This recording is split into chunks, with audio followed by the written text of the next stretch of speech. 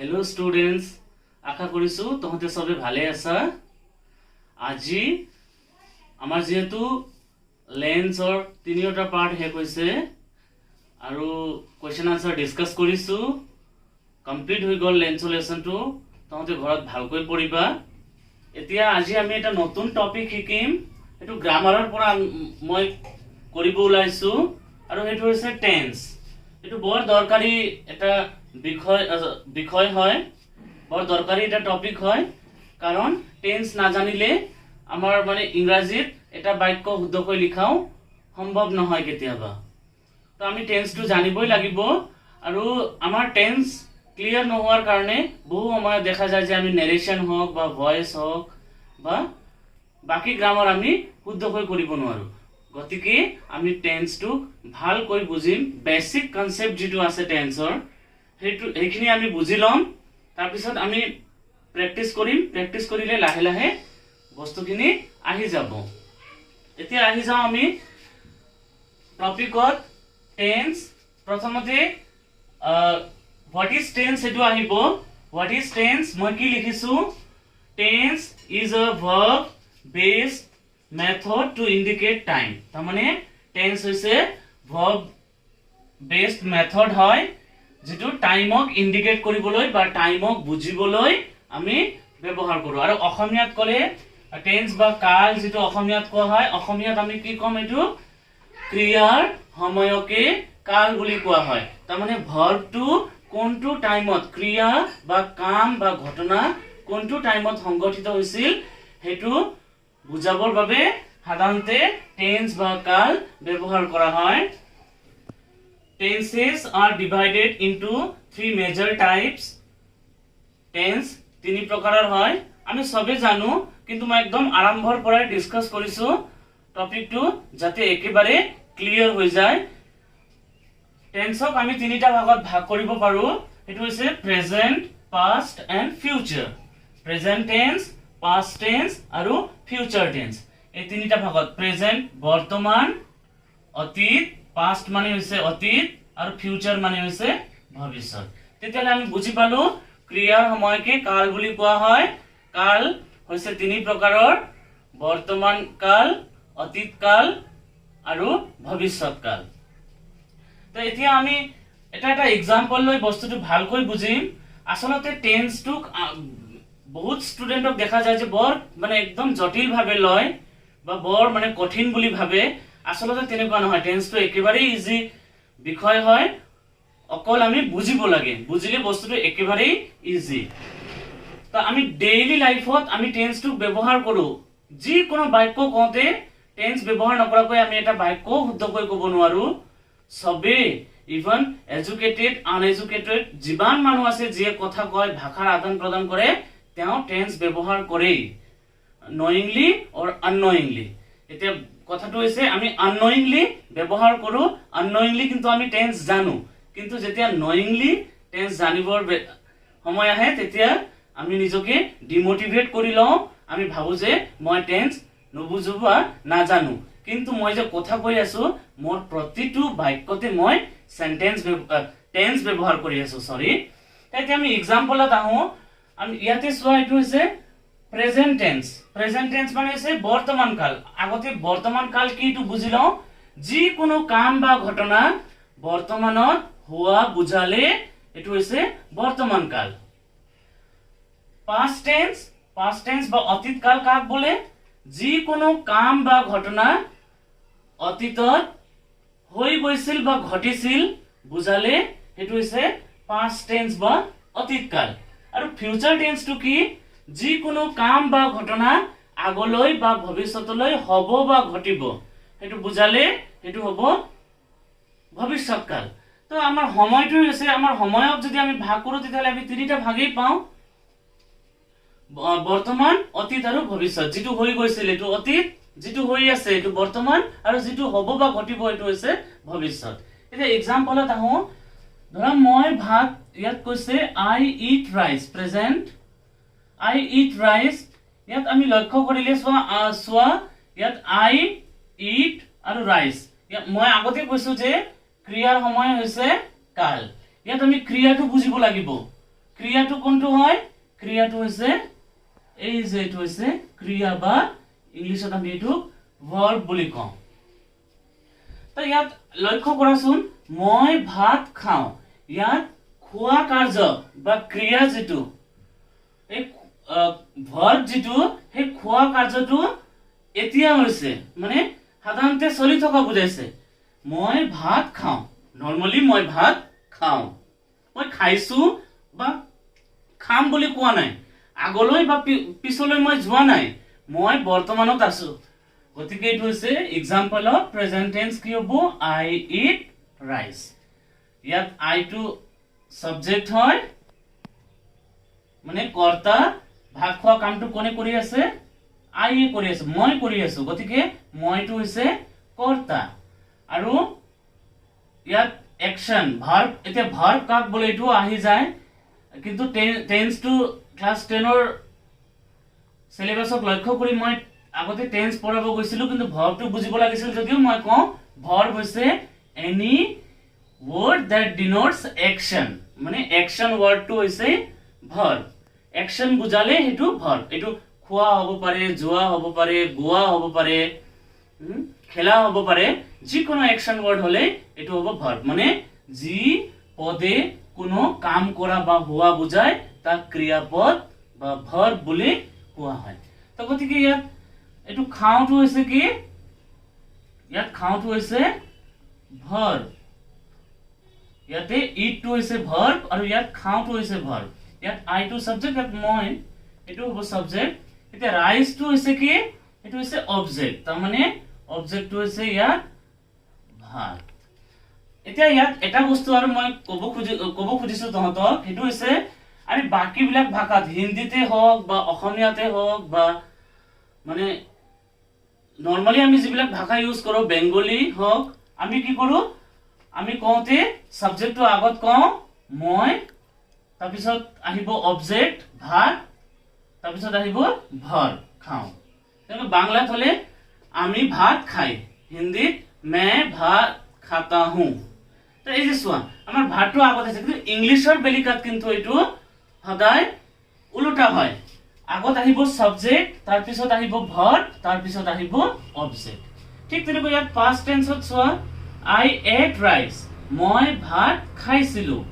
ইয়াতো এই যে সাবজেক্ট আই আৰু এট টো হৈছে ভাৰ্ব আৰু ৰাইস টো হৈছে অবজেক্ট ঠিক তেনেকৈ ফিউচাৰত আহো ইয়াত আই টু হৈছে ভাৰ্ব আৰু শেল টু হৈছে ইয়াত অক্সিলাৰি ভার্ব এটো মই পিছত তহঁতক বুজাই দিম ইট টু হৈছে ভার্ব আৰু ৰাইস টু হৈছে অবজেক্ট তেতিয়ালে সৰি এটো ইয়াত এটো সাবজেক্ট হ'ব সাবজেক্ট ভাৰ্ব আৰু অবজেক্ট তাৰ মানে আমি বুজি পালো যে ইংৰাজীত প্ৰথমতে সাবজেক্ট আহিব তাৰ পিছত আহিব ভাৰ্ব তাৰ পিছত আহিব অবজেক্ট এই ফৰ্মেশনত সেন্টেন্স বিলাক গঠন হয় এতিয়া সো ইয়াত ভাত খোৱা কাৰ্যটো বৰ্তমানত হৈছে মই ভাত খাওঁ মানে মই জেনাৰেলি সাধাৰণতে মই ভাত খাওঁ গতিকে এটো বৰ্তমান মই ভাত খাইছিলো এই সেন্টেন্সটো লক্ষ্য কৰাচোন তোমালোকে মনোযোগেৰে ইয়াত সো খাইছিলো তাৰ মানে খোৱা কামটো আগতে হৈ গৈছিল এই কাৰণে এটো হ'ব অতীত কাল বা ভূতকাল বুলিও আমি কওঁ এতিয়া আহিল ফিউচাৰ টেন্স টো কি আছে আই শ্যাল ইট ৰাইস মই ভাত খাম তাৰ মানে ভাত খোৱা কামটো এতিয়াও হোৱা নাই এটো আগলৈ বা ভৱিষ্যতলৈ হ'ব গতিকে এটো হৈছে আমাৰ ফিউচাৰ টেন্স তেতিয়াহলে আমাৰ প্ৰেজেন্ট পাস্ট আৰু ফিউচাৰৰ কনসেপ্টটো ক্লিয়াৰ হৈছে আশা কৰিছো মই প্ৰেজেন্টটো হৈছে যেটো হৈ আছে বা ঘটি আছে বৰ্তমানত অতীতটো হৈছে যেটো হৈ গল পাৰ হৈ গল বা ঘটি গল হেতু হৈছে অতীত আৰু যেটো হ'ব বা ঘটিব আগলৈ হেতু হৈছে ভৱিষ্যৎকাল এতিয়া এই যে আমি তিনিটা মুখ্য টেন্স পাইছিলো যেটো প্ৰেজেন্ট পাস্ট আৰু ফিউচাৰ সেই তিনিটাক আকৌ প্ৰত্যেককে চাৰিটা কৰি মুঠ 12টা ভাগত ভাগ কৰা হৈছে মানে প্ৰতিটোকে চাৰিটা কৰি যেনেকৈ এটো লিখিছো মই প্ৰেজেন্ট এটো পাস্ট লিখিছো আৰু এটো হৈছে ফিউচাৰ এটা প্ৰেজেন্টৰ ভাগ present indefinite present continuous present perfect আৰু প্ৰেজেন্ট পাৰফেক্ট কন্টিনিউয়াস ঠিক তেনেকৈ past indefinite past continuous past perfect আৰু পাষ্ট পাৰফেক্ট কন্টিনিউয়াস ঠিক সেইদৰে ফিউচাৰৰ future indefinite future continuous future perfect আৰু ফিউচাৰ পাৰফেক্ট কন্টিনিউয়াস তাৰ মানে তিনিটা টেন্সৰ চাৰিটাকৈ মুঠ 12 প্ৰকাৰৰ টেন্স আমি পালো এটো হৈছে present indefinite present continuous present perfect continuous past indefinite past continuous past perfect continuous future indefinite future continuous future perfect and future perfect continuous তো আমি অকল এইখিনি মনত ৰাখিলে হ'ব indefinite continuous perfect continuous এটো মনত ৰাখি তাৰ পিছত প্ৰেজেন্ট পাষ্ট আৰু ফিউচাৰ এড কৰিলেই হ'ল এটো একদম আমাৰ মনত ৰাখিব লাগিব মুখস্থ কৰি লবা প্ৰেজেন্ট ইনডিফিনিট প্ৰেজেন্ট কন্টিনিউয়াস তেনেকৈ মুখস্থ কৰি ললে হ'ল এতিয়া আমি টেন্সৰ যি টোটাল 12টা ভাগ পাইছো হে প্ৰতিটো ভাগৰ কমন ইউজেস উইথ এক্সাম্পলস আৰু স্ট্ৰাকচাৰ বুজিম তাৰমানে আমি একদম কমন ইউজ বিলাক বুজিম মানে বেসি ইউজ বিলাক বুজি আগতে আমি মানে কমপ্লিকেশনত নগৈ একদম ইজিলি আমি কমন ইউজেস যেটো একদম বেসিক ইউজ হয় এটো বুজিম তাৰ পিছত আমি মানে এক্সাম্পল লম আৰু ইয়াৰ স্ট্ৰাকচাৰ বুজিম তো ফাৰ্স্টতে আমি আহো প্ৰেজেন্ট ইনডিফিনিট বা সিম্পল প্ৰেজেন্ট বুলিও কোৱা হয় ইয়াক প্ৰেজেন্ট ইনডিফিনিট তো হৈছে আমাৰ সাধাৰণতে বৰ্তমানত ঘটা কোনো এটা ঘটনা মানে যি কোনো ঘটনা সাধাৰণ জেনাৰেলি যেটো হয় এটো যি কোনো বস্তুৰ বৰ্ণনা হ'ব পাৰে ডেসক্ৰিপচন হ'ব পাৰে এটো গোটেইটো আমাৰ প্ৰেজেন্ট ইনডিফিনিট টেন্স ব্যৱহাৰ কৰা হয় বিলাকৰ ক্ষেত্ৰত সাপোজ মই কোনো এটা বস্তুৰ জেনাৰেল ডেসক্ৰিপচন দিছো কিবা এটা বস্তুৰ বিষয়ে কোৱা হৈছে সাধাৰণতে হেতু প্ৰেজেন্ট ইনডিফিনিট টেন্স বা সিম্পল প্ৰেজেন্ট টেন্স ব্যৱহাৰ কৰা হয় আমি একদম মানে চিৰসত্য অব্যয়জনিত কাম তেনেকৈ ইমান কমপ্লিকেশনত নগৈ খালি একদম বেসিক বস্তুটো বুজি লব লাগে সাধাৰণতে বৰ্তমানত যেটো আমি মই সদায় স্কুললৈ যাওঁ এটো তো সাধাৰণ ঘটনাই হয় বা সূৰ্য পূবফালে উদয় হয় এটো সাধাৰণ ঘটনাই হয় মানে একদম জেনাৰেলি যেটো ডিসক্ৰাইব কৰা হয় জেনাৰেল সেন্সত হেতু হ'ব আমাৰ প্ৰেজেন্ট ইনডিফিনিট টেন্সৰ এটা এক্সাম্পল আমি ললো আই ৰাইট পোয়েম মানে আই ৰাইট পোয়েমক অসমীয়াত কি হ'ব মই কবিতা লিখো তাৰমানে লিখা কামটোক মই কোনো ফৰ্মত কোনে মই নৰমালি কৈছো মই কবিতা লিখো তেওঁ কবিতা লিখে মই ভাত খাও তেওঁ তালৈ যায় সীতাই গান গায় তাৰমানে নৰমাল জেনাৰেলি যেটো সাধাৰণতে যেটো কোৱা হয় হেতু হ'ব আমাৰ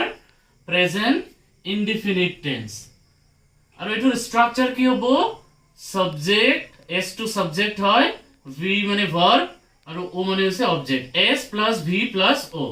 s I is a subject here write is a verb and poem is the object so what is the structure of present indefinite tense it is subject plus verb plus object এটোৰ structure হৈছে s plus v plus o এতিয়া আহি যাও আমি present continuous present continuous টু কি present continuous হৈছে বৰ্তমানত কোনো এটা কাম চলি থকা কন্টিনিউ হৈ থকা হেতু হ'ব প্রেজেন্ট কন্টিনিউয়াস তাৰ মানে চলি থকা মানে ৰানিং মানে হেতু হৈছে প্ৰেজেন্ট কন্টিনিউয়াস টেন্স তাৰ মানে I am writing poem ইয়াত মই কৈছো মই কবিতা লিখো মানে সাধাৰণতে মই কবিতা লিখো কিন্তু ইয়াত কি কোৱা হৈছে মই কবিতা লিখি আছো বুজাৰ চেষ্টা কৰিবা ইয়াত কোৱা হৈ আছে মই কবিতা লিখি আছো তাৰ মানে লিখা কামটো চলি আছে হৈ আছে গতিকে চলি থকা বা হৈ থকা বুজাবলৈ আমি প্ৰেজেন্ট কন্টিনিউয়াস টেন্সৰ ব্যৱহাৰ কৰো আৰু প্ৰেজেন্ট কন্টিনিউয়াস টেন্সৰ example যেটো আছে I am writing poem এই example টো চালে আমি স্ট্ৰাকচাৰ টো আমি এনে ফৰ্ম কৰিব পাৰো I টো is a subject auxiliary verb am is are এই তিনিটাৰ এম টো লৈছে যেহেতু আইৰ লগত এম টো শুট কৰে তাৰ পিছত হৈছে verb write is a verb and verbৰ লগত ing যোগ হৈ writing হৈছে তাৰ পিছত object হৈছে poem তেতিয়া হলে আমাৰ present continuous tenseৰ স্ট্ৰাকচাৰটো হ'ব subject plus auxiliary verb am is are plus verb plus ing plus object মনত ৰাখিবা তেতিয়ালে কন্টিনিউয়াস মানে হৈছে চলি থকা আৰু সাধাৰণতে বৰ্তমানত ঘটা সাধাৰণ বৰ্তমান হেতু হৈছে প্ৰেজেন্ট ইনডিফিনিট মই কবিতা লিখো প্ৰেজেন্ট ইনডিফিনিট মই কবিতা লিখি আছো প্ৰেজেন্ট কন্টিনিউয়াস এতিয়া আমি পারফেক্টত আহো প্রেজেন্ট পারফেক্ট কি যি কোনো কাম বা ঘটনা বর্তমানত এই মাত্র শেষ হোৱা বুজালে এই পয়েন্টটো কিন্তু মনত ৰাখিবা বৰ্তমানত প্ৰেজেন্টত এই মাত্ৰ শেষ হোৱা বুজালে তো শেষ হৈছে যদিও কাম কিন্তু কামৰ প্ৰভাৱটো এতিয়াও আছে যেন চকুৰ আগতে বা অলপ আগতে কামটো হৈছে হেতু বুজাবলৈ আমি প্ৰেজেন্ট পাৰফেক্ট টেন্সৰ ব্যৱহাৰ কৰো বাকি ব্যৱহাৰ বিলাক আমি বেসিক বস্তুটো আমি জানিব লাগে তাৰ পিছত আমাৰ লাহে লাহে আহি যায় সাপোজ মই বেঙ্গলী কওঁ বা মই অসমীয়া কওঁ বা মই বড়ো কওঁ বা মই বিহাৰী কওঁ বা মই ৰাভা কওঁ আমি কিন্তু তেনেকৈ ইমান নিয়মত গৈ আমি নকওঁ আসলতে আমি ব্যৱহাৰিক জ্ঞানটো আমাৰ আছে যে আমি সব ভাষাতে তো টেন্স ব্যৱহাৰ কৰো কিন্তু আমাৰ ব্যৱহাৰিক জ্ঞান আছে ব্যৱহাৰৰ কিন্তু আমি ইংলিশটো যেতিয়া কৰো তেতিয়া আমি বেসি ফর্মুলা বা বেসি নিয়ম কত এটু ব্যবহার করা হয় বা পাস্ট কন্টিনিউয়াস টেন্স কত ব্যবহার করা হয় একদম লিস্ট 10টা ব্যবহার প্রেজেন্ট ইনডিফিনিটৰ 10টা ব্যবহাৰ প্ৰেজেন্ট কন্টিনিউয়াসৰ নহয় আগতে বেসিক বস্তু মই মোৰ ষ্ট্ৰং হলে তাৰ পিছত মই প্ৰেক্টিস কৰিলে লাহে লাহে লাহে আহি যাব নিয়মৰ মাজত গোটেই বস্তুটো আমি একদম বান্ধি ৰাখিবলৈ বা ধৰি ৰাখিবলৈ চেষ্টা কৰিব নালাগে তেতিয়া হলে বস্তুটো কমপ্লিকেটেড হ'ব একদম তেতিয়ালে প্রেজেন্ট পারফেক্ট টেন্স টু বুঝার চেষ্টা করা বর্তমানত কোনো এটা কাম এই মাত্র শেষ হোৱা বুজালে জাস্ট হেতু হ'ব আমাৰ প্ৰেজেন্ট পাৰফেক্ট টেন্স এটা এক্সাম্পলটো চালে আমি আৰু বস্তুটো ক্লিয়াৰ হৈ যাব এক্সাম্পলত কি দিছে আই হ্যাভ রিটন পোয়েম মানে মই কবিতা লিখিলো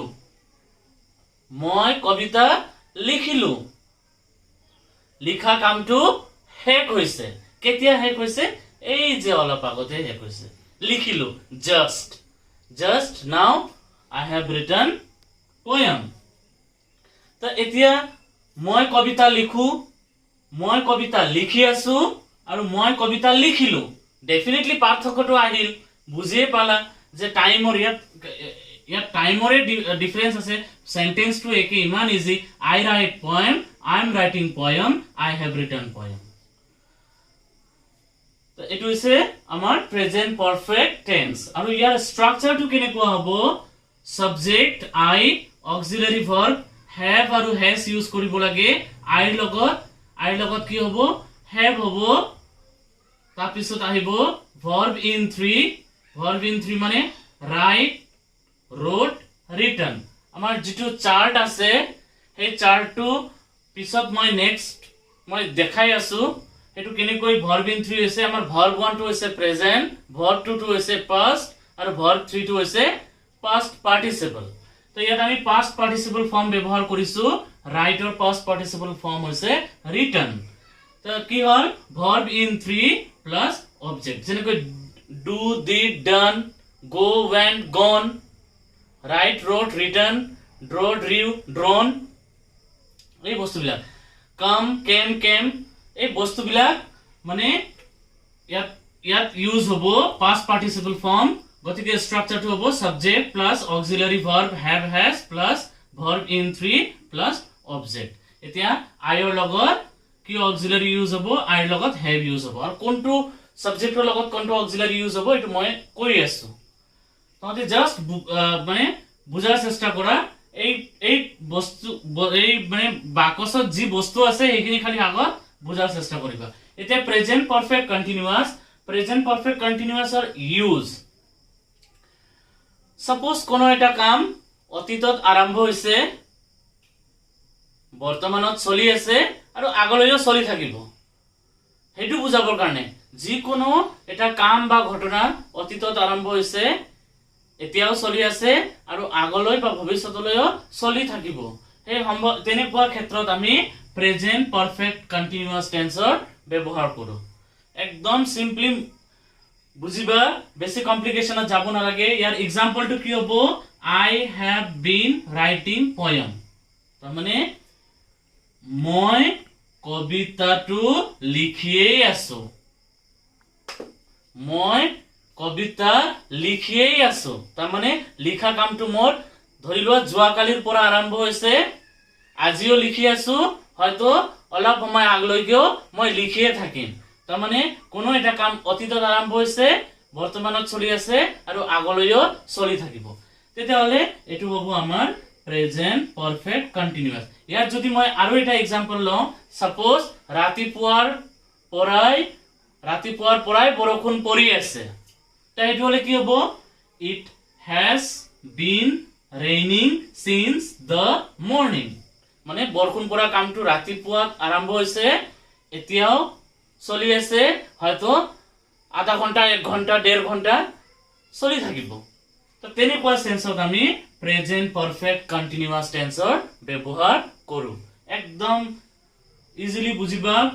প্ৰেছাৰ ল'ব নালাগে। এক্সাম্পলটো হৈছে I have been writing poem. তেতিয়াহ'লে ইয়াৰ ষ্ট্ৰাকচাৰটো কি হ'ব? Subject plus auxiliary verb have has plus been plus verb plus ING plus object. ইয়াত আই টু সাবজেক্ট, অক্সিলারি ভার্ব হ্যাভ আৰু হ্যাজৰ মাজত মই অলৰেডি কৈছো আইৰ লগত হ্যাভ হ'ব, তাৰপিছত বিন টু আহিল, তাৰপিছত ৰাইট ভাৰ্বৰ লগত আইএনজি যোগ হৈ ৰাইটিং হ'ল, তাৰপিছত অবজেক্ট হৈছে পয়েম। তেতিয়াহ'লে প্ৰেজেন্ট পাৰফেক্ট কন্টিনিউয়াস টেন্সৰ ষ্ট্ৰাকচাৰটো subject plus auxiliary verb have has plus been plus verb plus ing plus object এনেকৈ মনত ৰাখিলে হ'ল। তেতিয়াহ'লে আমাৰ প্ৰেজেন্টৰ 4টা ভাগ কমপ্লিট হ'ল। Present indefinite, present continuous, perfect আৰু পারফেক্ট কন্টিনিউয়াস। এটা একদম ইজি। মই কবিতা লিখো,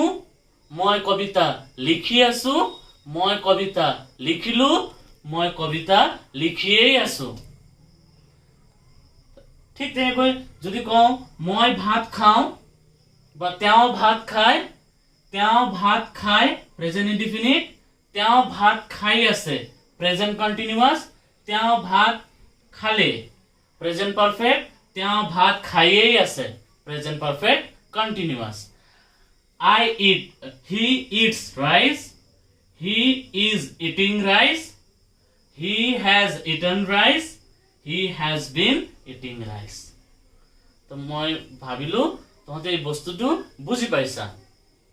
আৰু ষ্ট্ৰাকচাৰটো একদম মুখস্থ কৰিবা। এতিয়া আমি আহি যাওঁ পাস্ট ইনডিফিনিটৰ বা সিম্পল পাস্ট। সিম্পল পাস্ট কেতিয়া ব্যৱহাৰ কৰিম? আমি কোনো এটা কাম বা ঘটনা সাধাৰণতে অতীতত হৈছিল বা ঘটিছিল বুজাবলৈ আমি পাস্ট ইনডিফিনিট টেন্সৰ ব্যৱহাৰ কৰিম। কোনো এটা কাম বা ঘটনা অতীতত হৈছিল বা ঘটিছিল। যেনেকুৱা এক্সাম্পল আই ৰোট পয়েম, মই কবিতা লিখিছিলো। কেতিয়া লিখিছিল কি একো মেনশন নাই, অকল মই কবিতা লিখিছিলো। তেওঁ গান গাইছিল, হি ভাত খাইছিল। এই যে আমাৰ অতীতত হৈ যোৱা,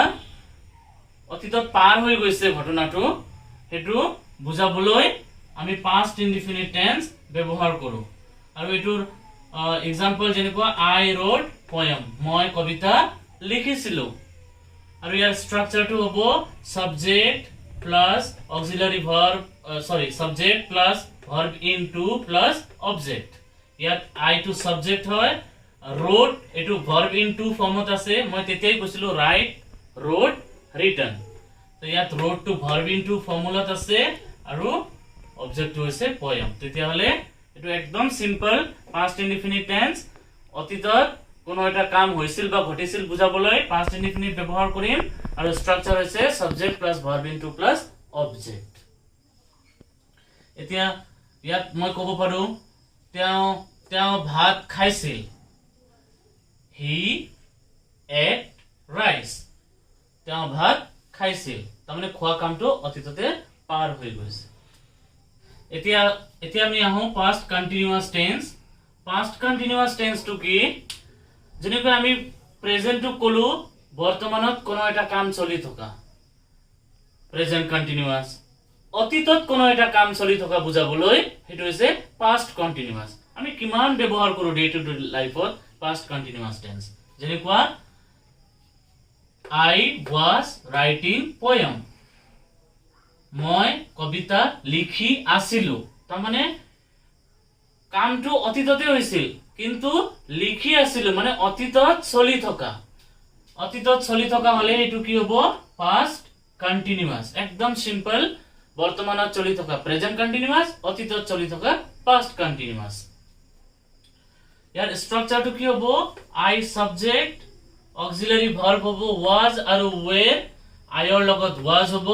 প্লাস ভাৰ্ব write আৰু ing এড হৈছে ভাৰ্বৰ লগত writing poem অবজেক্ট হৈছে তেতিয়াহলে অতীতত চলি থকা কাম মানে পাস্ট কন্টিনিউয়াস আৰু এটো যেনেকুৱা আৰু এটা মই एग्जांपल ললো তাই গান গাই আছিল she was singing a song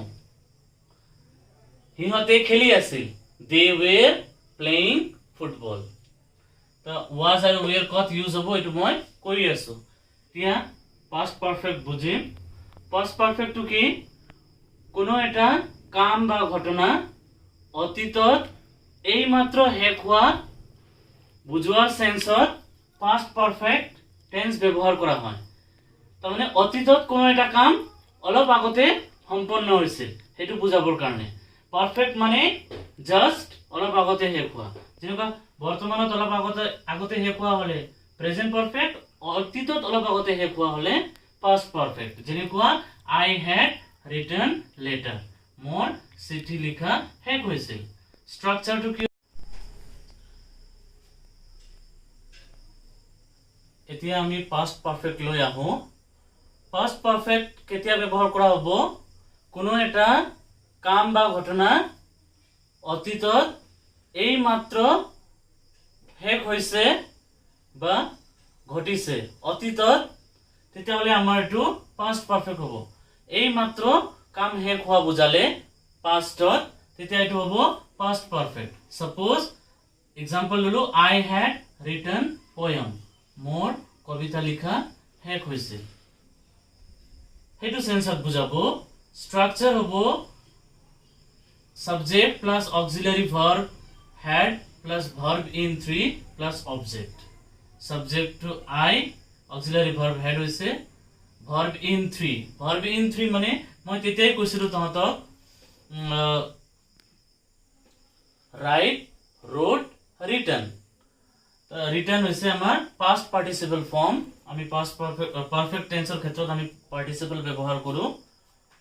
এতিয়া স্ট্ৰাকচাৰটো আমাৰ ক্লিয়াৰ হ'ল subject plus auxiliary verb had plus verb in 3 plus object এতিয়া এই বস্তুটো আমাৰ ষ্টুডেন্টে অলপ মানে আমাৰ ষ্টুডেন্ট পাজল হোৱা দেখা যায় প্ৰেজেন্ট পাৰফেক্ট আৰু পাস্ট পাৰফেক্টৰ ক্ষেত্ৰত গতিকে এটো মই এটা एग्जांपल দি আৰু বুজাম তেতিয়া বস্তুটো বেছি ক্লিয়াৰ হৈ যাব সাপোজ the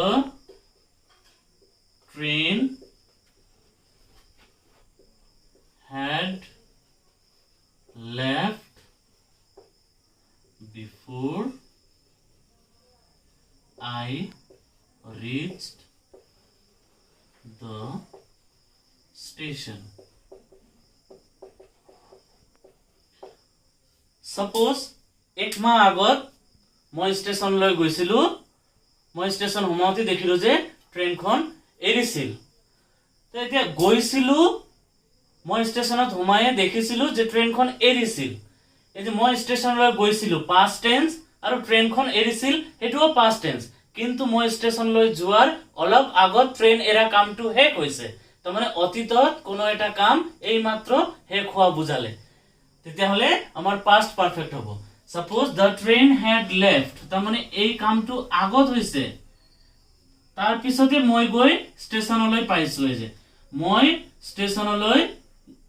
পাইছিলো এটো সিম্পল পাস্ট সিধা এটো সিম্পল পাস্ট হয় মই ষ্টেচনলৈ গৈ পোৱাৰ আগতে ট্ৰেইনখন এৰিছিল তাৰ মানে এই ট্ৰেইন এৰা কামটো অলপ আগতে শেষ হৈছে তেনেকুৱা সেন্সত পাস্ট পাৰফেক্ট ব্যৱহাৰ কৰা হয় এতিয়া সেই বস্তুটো প্ৰেজেন্ট পাৰফেক্টত কেনেকুৱা হ'ব the train has left sorry yet station মই লিখা নাই এটো সালে হল before I reach the sorry ঠিক আছে the train has left before I reach the station before yeah reach hobo ed no hobo তো এটো প্রেজেন্ট টেন্সত কি হবো the train has left before I reach the station suppose মই এতিয়াৰ কথা কৈছো ধৰি লোৱা মই এতিয়া ষ্টেচনত আছো মই দৌৰি গলো আৰু ষ্টেচনত গৈ দেখিলো যে মোৰ চকুৰ আগতে ট্ৰেইনখন এৰিল তেতিয়া এটো মই পাস্ট পাৰফেক্টত নকম মোৰ চকুৰ আগতে হৈছে তেতিয়া মই কি কম ট্ৰেইনটো এৰিল মানে মই যোৱাৰ আগতে এৰিল the train has left before I reach the station এই যে এটো পারফেক্ট হৈ গল আৰু এটো হৈ গল প্ৰেজেন্ট তেতিয়ালে আমাৰ বস্তুটো ক্লিয়াৰ হৈ গল প্ৰেজেন্ট পাৰফেক্ট আৰু পাস্ট পাৰফেক্টৰ ডিফাৰেন্সটো কোনখিনি পাস্ট পাৰফেক্ট কন্টিনিউয়াস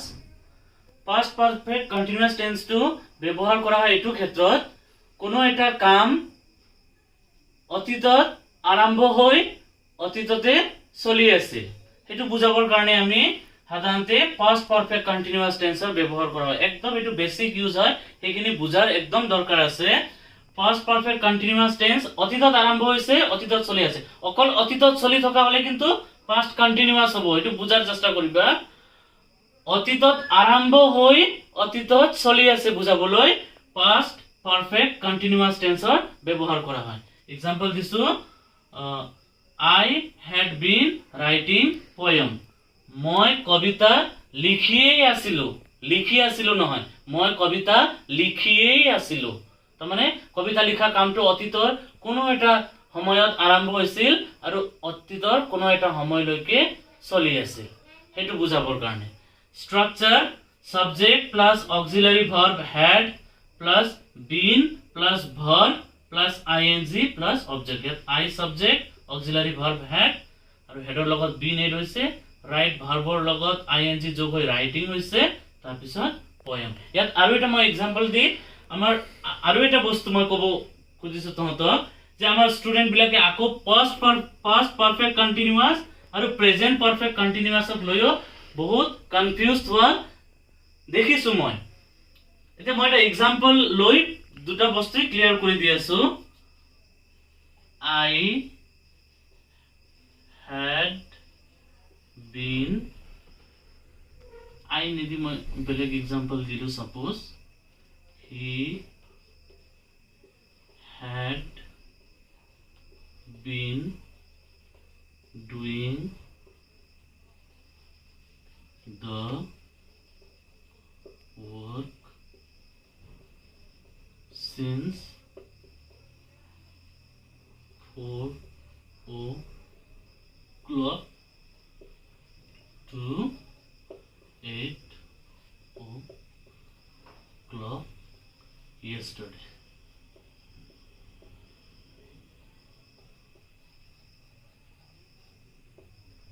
এই এক্সাম্পলটো ভালদৰে বুজাৰ চেষ্টা কৰিবা he had been doing the work since 4 o'clock to 8 o'clock yesterday তেওঁ যোৱাকালি মানে past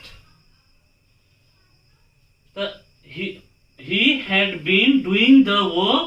since 4 o'clock to 8 o'clock তেওঁ 4 বজাৰ পৰা তেওঁৰ কাম আৰম্ভ হৈছে আৰু তেওঁ 8 বজালৈকে কামটো কৰিছে ইয়াত চোৱা এটা সময়ত কামটো আৰম্ভ হৈছে অতীতৰ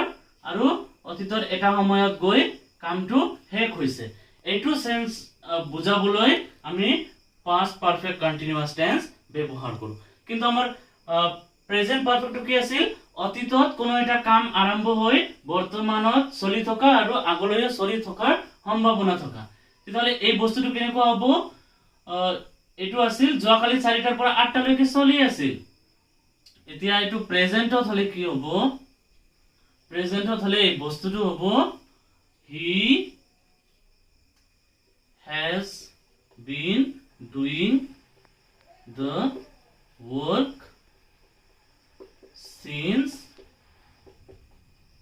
yesterday ইয়াত আকো কনফিউজ নহবা yesterday লিখলো ইয়াত চোৱা yesterday মানে অতীতত কামটো আৰম্ভ হৈছে কিন্তু কামটো অতীতত শেষ হোৱা নাই, কামটো এতিয়ালৈকেও চলি আছে আৰু আগলৈও চলি থাকিব। তেওঁ যোৱাকালি ধৰি লোৱা 4টাৰ পৰাই since 4 o'clock এটো লিখিলো 4 o'clock to 8 o'clock খালি দিয়া নাই মই, তাৰ মানে যোৱাকালি 4টাৰ পৰা since yesterday 4 o'clock খালি অকল মই দিয়া নাই to 8 o'clock, তাৰ মানে যোৱাকালি 4 বজাৰ পৰা তেওঁ কাম কৰি আছে আজিলৈকে তেওঁ কাম কৰি আছে আৰু আগলৈও কৰি থাকিব। তেনেকুৱা সেন্সত আমি প্ৰেজেন্ট পাৰফেক্ট কন্টিনিউয়াস ইউজ কৰো। ক্লিয়াৰ হল? অতীতত আৰম্ভ হৈ অতীতত চলি থকা পাস্ট পাৰফেক্ট আৰু বৰ্তমানত অতীতত আৰম্ভ হৈ বৰ্তমানত চলি থকা আৰু আগলৈও চলি থাকিব প্ৰেজেন্ট পাৰফেক্ট। মোৰ আশা আছে তোমালোকে বুজি পাইছা নিশ্চয়। তেতিয়াহলে আমাৰ প্ৰেজেন্ট আৰু পাস্ট ক্লিয়াৰ হৈ গল। এতিয়া আমি আহো ফিউচাৰ, যেটো হোৱা নাই, কাইলৈ বা আগলৈ হ'ব। আহো ফিউচাৰ ইনডিফিনিট। ফিউচাৰ ইনডিফিনিটটো হেতু জেনাৰেল সেন্স হয়, কোনো এটা কাম সাধাৰণতে ভৱিষ্যতলৈ হ'ব বা ঘটিব বুজালে নৰ্মাল সেন্সত মই কালি যাম, তেওঁ কালি কাম কৰিব, তেওঁ কালি অহাকালি খাব, তেওঁ তাই অহাকালি গান গাব, সিহঁতে অহাকালি ফুটবল খেলিব, মানে সাধাৰণতে ভৱিষ্যতত ঘটা কোনো এটা ঘটনা বুজাবলৈ ফিউচাৰ ইনডিফিনিট টেন্সৰ ব্যৱহাৰ কৰা হয়। এক্সাম্পল দিলু কি I shall write poem, মই কবিতা লিখিম, মই কবিতা লিখিম, তাৰ মানে লিখা কামটো এতিয়াও আৰম্ভ হোৱা নাই। স্ট্ৰাকচাৰটো কি হ'ব? Subject plus auxiliary verb shall will plus verb plus object. ইয়াত I সাবজেক্ট হয়, অক্সিলারি ভার্ব I ৰ লগত shall ব্যৱহাৰ কৰিলো আমি। I ৰ লগত shall ব্যৱহাৰ কৰাৰ কাৰণটো হৈছে সাধাৰণতে I ৰ লগত shall হয়, কিন্তু আজিকালি will ব্যৱহাৰ কৰে। মই এটো অক্সিলাৰি ভাৰ্বৰ ইউজটো মই কৈ দি আছো পিছত। তাৰ পিছত হ'ব ভাৰ্ব ৰাইট আৰু অবজেক্টটো poem। তেতিয়াহলে যিকোনো কাম বা ঘটনা সাধাৰণতে ভৱিষ্যতে হ'ব বা ঘটিব বুজাবলৈ ফিউচাৰ ইনডিফিনিট টেন্স ব্যৱহাৰ কৰা। একদম কনফিউজ নহবা। মই কালি খেলিম, I shall play tomorrow, তেওঁ অহাকালি স্কুললৈ যাব, he will go to school tomorrow। তেনেকৈ আমাৰ ফিউচাৰ ইনডিফিনিট হ'ব। এতিয়া ফিউচাৰ কন্টিনিউয়াসটো কি? কন্টিনিউয়াস মানে চলি থকা। তেতিয়া মই বুজাইছিলো কন্টিনিউয়াস টেন্সটো, আগতে মই বুজাইছো কন্টিনিউয়াস মানে হৈছে চলি থকা। যেনেকুৱা ফিউচাৰ কন্টিনিউয়াস হৈছে কোনো এটা কাম বা ঘটনা ভৱিষ্যতত চলি থকা, আৰম্ভ হোৱা নাই যদিও ভৱিষ্যতত আৰম্ভ হৈ চলি থকা বুজালে এটো হ'ব ফিউচাৰ কন্টিনিউয়াস। সাপোজ ধৰি লোৱা এই এক্সাম্পলটোকে, ইয়াত কলো মই কবিতা লিখিম, ইয়াত মই কলো মই কবিতা লিখি থাকিম, তাৰ মানে ভৱিষ্যতত মোৰ কবিতা লিখা কামটো চলি থাকিব। হেতু বুজাবলৈ আমি ফিউচাৰ কন্টিনিউয়াস টেন্স ব্যৱহাৰ কৰো। Example I shall be writing poem, আৰু এটো স্ট্ৰাকচাৰ হ'ব subject plus auxiliary verb shall will I ৰ লগত shall প্লাস be, টো আমি এড কৰিব লাগিব, plus verb plus ing plus object. ইয়াত subject auxiliary verb be verb ing আৰু এটো অবজেক্ট। তাৰ মানে মই কবিতা লিখিয়ে থাকিম, তেওঁ গান গাইয়ে থাকিব, তেওঁ গান গাই থাকিব, মই কবিতা লিখি থাকিম, তেওঁ ভাত খাই থাকিব। তাৰ মানে ভৱিষ্যতত চলি থকা বুজাবলৈ ফিউচাৰ কন্টিনিউয়াস টেন্স ব্যৱহাৰ কৰা হয়। এতিয়া আমি আহো ফিউচাৰ পাৰফেক্ট। ফিউচাৰ পাৰফেক্টটো কি? কোনো এটা কাম আৰম্ভ হোৱা নাই যদিও মানে মই কল্পনা কৰিয়ে কলো মই কামটো শেষ কৰিম। ধৰি লোৱা কোনো এটা কাম বা ঘটনা ভৱিষ্যতত শেষ হোৱা বুজালে, ভৱিষ্যতত একটা কাম আৰম্ভ হ'ব আৰু সেই কামটো শেষ হ'ব, হেতু বুজোৱাৰ ক্ষেত্ৰত আমি ফিউচাৰ পাৰফেক্ট টেন্স ব্যৱহাৰ কৰো। এক্সাম্পল বুজালে বুজি পাবা। I shall have written poem, মোৰ কবিতা লিখা কাম শেষ হ'ব। বা মোৰ কবিতা লিখা শেষ হ'ব হা মোৰ কবিতা লিখা কাম শেষ হ'ব তাৰমানে এটো আমি ইউজ কৰো কালি তোমাৰ কামটো শেষ হ'ব না অহাকালি মোৰ কামটো শেষ হ'ব কালি তুমি তাতে যোৱা হ'ব না তোমাৰ হয় মোৰ অহাকালি তাতে মোৰ যোৱা হ'ব মানে কামটো ফিউচাৰত শেষ হোৱা I shall have written পঢ়ম এইখিনি টাইমত সাপোজ মই তোমাক সুধিলো আজি এতিয়া এটো কিমান বাজিছে ধৰি লোৱা আজি 12 বাজিছে অহাকালি 12 বজাত তুমি ইয়াত আহি পাবা না হয় অহাকালি 12 বজাত মই ইয়াত আহি পাম তাৰমানে ফিউচাৰত কোনো এটা কাম শেষ হোৱা বুজালে হেতু হ'ব future perfect example I shall have written poem মোৰ কবিতা লিখা কামটো শেষ হ'ব structure subject plus auxiliary verb shall will plus have plus verb in 3 plus object perfect মানে আমি participle ব্যৱহাৰ কৰিম ইয়াত I subject auxiliary verb shall আৰু shall আৰু will shall লৈছো তাৰ পিছত have to আহিবই তাৰ পিছত verb in 3 ৰিটাৰ্ন হৈছে তাৰ পিছত object poem future perfect continuous tense টো সাধাৰণতে ইউজ কৰা নহয় গতিকে এটো মই নো ইউজ বুলিয়ে লিখিলো তা আমাৰ টেন্স টো আমাৰ 12টা টেন্স ক্লিয়াৰ হল মই আশা কৰিছো যে তোমাতে বুজি পাইছা যদি কিবা প্ৰবলেম হৈছে বুজা তেতিয়া হলে মোক কমেন্টত সুধিব পাৰা মই ডেফিনেটলি মই এটো ৰিপ্লাই কৰাৰ চেষ্টা কৰিম বা কৰিমেই মই ৰিপ্লাই তহঁতক হেল্প কৰিব পাৰিলে মোৰ বহুত ভাল লাগিব তো আমি আমাৰ নেক্সট যেটো ক্লাস হ'ব হেতু ক্লাসত টেন্সৰ বিষয়ে আৰু একবাৰ ধুনিয়াকৈ আলোচনা কৰিম এক্সাম্পলস বা কিছুমান এক্সাম্পলস লম বা কোৱেশ্চন আনসাৰ বিলাক সলভ কৰিম একদম ক্লিয়াৰ হৈ যাব তহঁতে চিন্তা কৰিব নালাগে ইজিলি লোৱা মই আৰু একবাৰ এক্সাম্পল কৈ দি আছো তহঁতক বুজাৰ কাৰণে মই কবিতা লিখো মই কবিতা লিখি আছো মই কবিতা লিখিলো মই কবিতা লিখিয়েই আছো মই কবিতা লিখিছিলো মই কবিতা লিখি আছিলো মোৰ কবিতা লিখা শেষ হৈছিল মই কবিতা লিখিয়েই আছিলো বা মই কবিতা লিখা হৈছিল মই কবিতা লিখিম মই কবিতা লিখিয়ে থাকিম মোৰ কবিতা লিখা শেষ হ'ব এইখিনি টাইমত এটো হৈছে আমাৰ মেইন টেন্স সেইখিনি আশা কৰিছো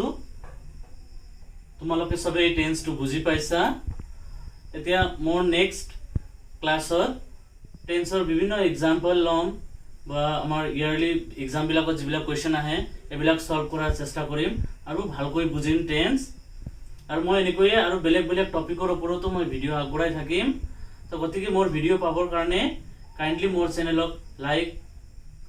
শেয়াৰ আৰু বিশেষকৈ সাবস্ক্ৰাইব কৰিব সাবস্ক্ৰাইব কৰিলে মোৰ ভিডিওৰ নটিফিকেশনটো যাব আৰু নটিফিকেশনটো যাবৰ কাৰণে কাইন্ডলি সাবস্ক্ৰাইবৰ ওচৰত থকা বেল বাটন যেটো আছে হেটো প্ৰেছ কৰি দিব আজিৰ কাৰণে এইখিনিতে সমাপ্ত কৰিলো থ্যাংক ইউ সো মাচ